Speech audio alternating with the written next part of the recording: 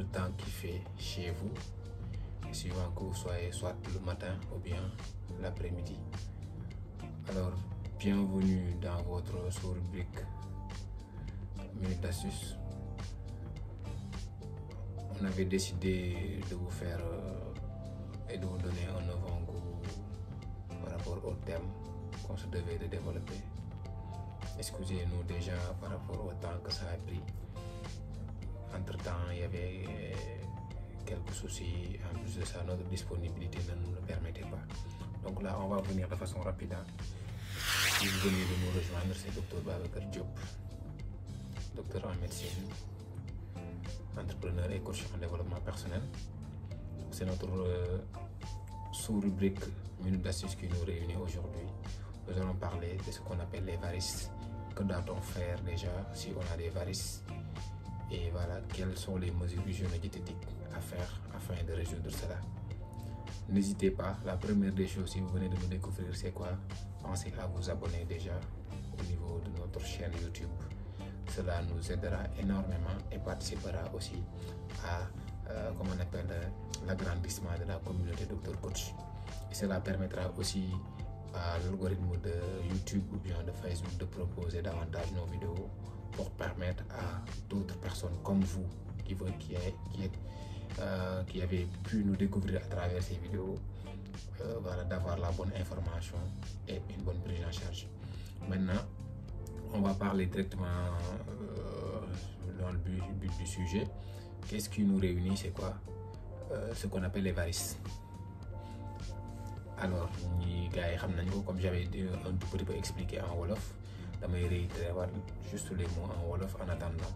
Donc varice mooy néewi jën yi nga xam ne parfois dañ koy gis ci tànk yi le plus souvent ci li nga xam ne moom mooy mole yi ba ilaa muy yéeg ba ci kaw ci li nga xam ne mooy pooj beeg yooyu. Donc loolu la ñuy tuddee varice nga xam day mel ni comme ay jaan yu ndaw. Ça ressemble à comment on appelle le genre de serpent, si on peut dire ça par habit de langage quoi. C'est un trajet qui est voilà, filiforme et tout ça. Le plus souvent ça s'aggrave lorsqu'on reste soit en position debout ou bien en position assise trop longtemps. Donc, nous allons vous donner déjà 10 exercices donc à faire déjà pour vous aider à avoir une amélioration par rapport à ces varices. Maintenant, ces 10 exercices-là seront répartis en 3 exercices en position debout, en 4 exercices en position assise et en 3 exercices en position couchée. Et retenez bien cela. 3 astuces en position debout, 4 astuces en position assise et 3 astuces enfin en position couchée. Donc ça sera, retenez bien cet algorithme, 343. Donc 343, 3, 4, 3, 343. Donc si vous oubliez cela, dites-vous que Dr Coach nous avait dit 343, 3 en position debout, 4 en position assise et 3 encore en position couchée. Alors, la première exercice à faire déjà en position debout, c'est à chaque instant, essayez de vous tenir au niveau de la pointe des pieds. Pointe des pieds, maintenant nga jàpp ci pointe des pieds. Cet exercice-là, vous pouvez le faire environ 30 à 1 minute, 30 secondes à 1 minute. Maintenant, ensuite, boo paree ci li nga xam ne moom mooy pointe des pieds yi nga teg li nga xam ne moom mooy talon bi mooy catu tànk bi ci ginnaaw. Loolu aussi vous répétez la même chose pendant 30 à 1 minute. Ensuite nga reprendre cette fois-ci da ngay jàpp li nga xam ne moom mooy pointe des pieds yi mais nga def comme genre marche bu ndaw. Donc da ngay déplacement bu ndaw rek mais sur la pointe des pieds. N'oubliez pas les 3 premiers j'ai dit da ngay jàpp juste pointe des pieds nga taxaw foofu noonu nga def des mouvements de bas en haut ngay jàpp di taxaw. Maintenant beneen bi da ngay teg li nga xam ne moom mooy talon bi nga jàpp ko comme ni nga kii fee ne. Maintenant soo weesoo loolu cette fois-ci toujours dans les 3 nga mujjee li nga xam ne moom mooy pointe des pieds mais cette fois-ci tu vas faire comme si da nga doon dox mais da ngay dox ak pointe des pieds. Loolu moom mooy 3 yi njëkk yi. Maintenant ñu jëm comme on avait dit 343, on a fini avec les 3. Revenons maintenant avec les 4 dans l'algorithme 343. Donc les 4 déjà la deuxième série ça sera en position assise.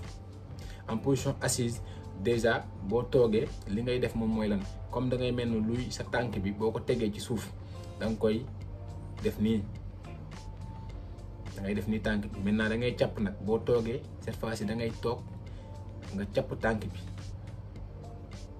càpp avec la pointe des pieds mais cette fois-ci en position assise soo ko càppee après nga koy baloter de gauche à droite ci position càpp boobu noonu.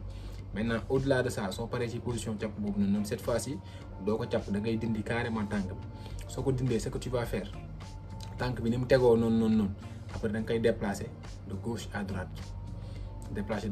ça favorise ce qu'on appelle le retour veineux parce que ça comprime les veines robinet bi mën a tijjee comme ça deret bi mën a jaar. Maintenant su weesoo loolu si vous avez fini avec li nga xam ne moom mooy toujours position assise bi bu ñu ko fàtte toujours position assise bi lañu nekk. Maintenant si vous avez fini avec li nga xam ne moom mooy càpp bi ensuite nga baloter ko tuuti su paree loolu noonu cette fois-ci da ngay def des mouvements de haut en bas maanaam da ngay càpp tànk bi cette fois-ci mais càpp bi da ngay yéegal tànk bi ci kaw wàccee ci suuf yéegal tànk bi ci kaw wàccee ci suuf.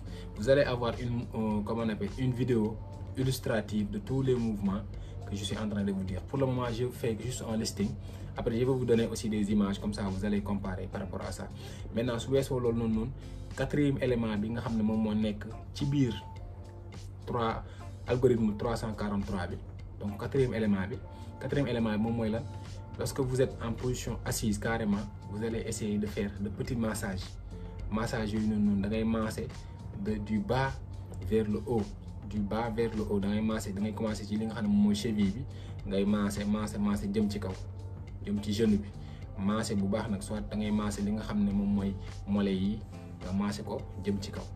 Ça aussi il faut le faire de préférence voilà si vous pouvez le faire avec comment on appelle lu sedd parfois mën nga ko def ak ndox bu sedd wa ilaa aussi mën nga ko def juste avec tes mains y a pas de souci. Maintenant on a fini avec l'algorithme 4. Maintenant nous en venons avec le dernier algorithme mooy 3 bi comme on avait dit 343 retenez bien ce chiffre 343. On a fini les 3 premiers, on a déjà discuté avec les 4. Maintenant on finit avec les 3 derniers yi nga xam ne on le réalise mais en position couchée. Lorsque vous le faites qu'est-ce que vous allez faire boo tëddee assurez-vous que sa ndigg bi mi ngi tegu bu baax a baax. Maintenant ndigg bi bu tegoo ce que vous allez faire da ngay yëkkati tànk yi ci kaw soo yëkkati tànk yi ci kaw maintenant nga mimer mouvement wu li nga xam ne moom mooy pédale comme booy pédaler vélo ni ngay def donc da ngay mimer mouvement boobu noonu ngay pédaler vous y allez. Vous pouvez le faire pendant 1 minute ensuite nga ñëw boobu mooy premier li nga xam ne moom mooy ci algorithme 3 dernier bi. Deuxième mouvement bi nga xam ne vous allez le faire en position couchée moom mooy lan tànk bi comme ni nga tëddee noonu da ngay tàllal tànk mais nga xëcc ko mu ñëw ba ci wetu ventre bi da ngay plier tànk bi mu ñëw ba ci wetu ventre bi soo ko plier après mouvement bi muy dem di dellusiwaat c'est comme si ni ressort la dem di dellusiwaat ça aussi ça va aider par rapport au retour veineux. Maintenant en dernier lieu le mouvement que vous allez faire moom mooy lan da ngeen di dajale ñaari tànk yi su ngeen dajalee ñaari tànk yi ngeen soulever ko ci kaw soulever bu ngeen ko soulever ensuite vous allez faire le mouvement de bas en haut da ngay wàccee tànk yéegal ci kaw wàccee ko yéegal ci kaw wàccee ko yéegal ci kaw. Ça vous pouvez le faire pendant 30 secondes. C'est très important ce que je suis en train de vous dire. En tout cas vous allez avoir des mouvements comment on appelle je vais vous faire des photos qui seront beaucoup plus illustratives pour chaque moment bi nga xam ne wax naa ko voilà comme ça ngeen mën cee kii bu baax a baax.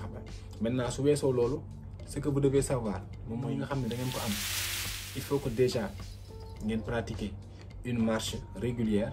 Bu weesoo loolu noonu ngeen éviter li nga xam ne moom mooy sol yenn yëre yi nga xam ne voilà day indi chaleur bu baax a baax surtout yenn yëre yu serré yi nga xam ne soit dàll bu serré la wala yëre boo xam ne ci ndigg bi da nga koy takk surtout dàll yu serré wala ay capp ñi nga xam ne dañoo am problème retour veineux am varicose yooyu pare di sol dàll yi nga xam ne pointe bi surtout jigéen ñi ay capp yi ñuy sol yooyu aussi c'est pas bon pour ñi nga xam ne dañoo am problème retour véneux. bu weesoo loolu noonu ñi nga xam dañuy sol dàll yu serré yooyu aussi ça bloque. bu weesoo loolu ñi nga xam dañuy sol tamit tenue yoo xam ne ça dañuy takk ci kaw ba mu dëgër loolu aussi ça empêche le retour véneux. Maintenant au-delà de ça, ayez l'habitude déjà de masser vos pieds. L'eau froide aussi baax na ci en tey jii bu ngeen xëyee yooyu mën ngeen a jël de l'eau froide ndox bu tàng ndox astaghfirullah ndox bu sedd ngeen def ko ci li nga xam ne mooy seen tànk yi ça aide aussi, ça aide énormément. Essayez de manger aussi, essayez d'avoir une alimentation bien équilibrée, une alimentation surtout riche en fibres loolu baax na ci trop. Éviter yenn yi nga xam ne alimentation yi nga xam ne voilà ça ne fait que augmenter le poids. Ça plus le poids augmente à un moment donné aussi c'est pas tout favorable par rapport à ces varices là. Donc inchallah en faisant cela, ce qui est sûr et certain, vous allez avoir une bonne hygiène de vie et c'est sûr ces varices là dinañ leen mën a bàyyi ngeen doxal seen yitte. Maintenant n'hésitez pas. Si vous avez déjà cette pathologie, vous pouvez nous contacter en inbox. Il y a un autre numéro qui est disponible dans l'ensemble de nos pages. Maintenant, au-delà de ça, si vous avez besoin d'une consultation aussi, on peut vous faire une consultation. Et voilà, une prise en charge beaucoup plus spécialisée. On a une grande équipe qui est derrière. Maintenant, par rapport aux différentes spécialités, pour qu'on puisse vous prendre en charge correctement. Sur ce, n'oubliez pas. Lorsqu'on prend le temps de faire ces vidéos-là, c'est pour vous permettre déjà d'avoir la bonne information. Au retour, la seule chose que vous pouvez faire pour pouvoir nous aider à fonctionner correctement, c'est de partager nos vidéos, c'est d'aimer nos vidéos, c'est de vous abonner au niveau de notre page, aussi bien Facebook et au niveau de notre chaîne YouTube. Si vous voulez réellement nous aider, il y aura un lien qui va figurer en haut au niveau de la barre de description. Essayez de cliquer sur ce lien-là et allez vous abonner au niveau de notre chaîne YouTube. C'est tout ce qu'on vous demande. Aimez la vidéo, partagez-la et surtout, laissez des commentaires. Dites-nous en commentaire, est-ce que vous souffrez déjà de cette pathologie? Et si vous souffrez de cette pathologie-là, entre-temps, qu'est-ce que vous avez eu à faire? Dites-nous ça en commentaire, comme ça on verra comment on peut vous aider déjà avant autre chose. Sur ce, prenez bien soin de vous et à la prochaine, Inch'Allah, dans une autre nouvelle sous-rubrique de Minute Astuce. Portez-vous bien. Ciao, ciao.